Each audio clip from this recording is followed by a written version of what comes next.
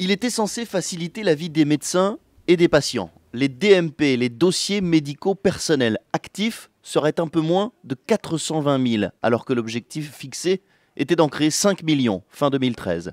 Une mesure dont le coût aurait explosé, 500 millions d'euros, soit 1 200 euros par dossier, et même beaucoup plus avec les dépenses indirectes.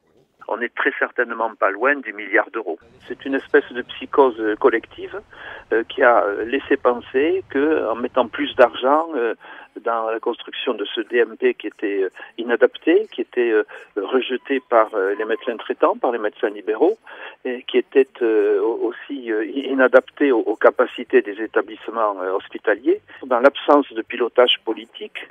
C'est totalement inexact de pouvoir faire porter la responsabilité aux patients. C'est en effet aux patients de décider de l'ouverture et du contenu de son dossier, d'où peut-être une certaine réticence. L'hébergement informatique est attribué à une entreprise privée. Décision prise en 2009, à l'époque sous Roselyne Bachelot. Gérard Bapt y voit clairement un conflit d'intérêts. Le ministère de la Santé a déjà annoncé la mise en place d'un nouveau dossier médical personnel, une deuxième génération, sans plus de détails pour le moment. La gestion des DMP pourrait revenir au final à la Caisse nationale d'assurance maladie.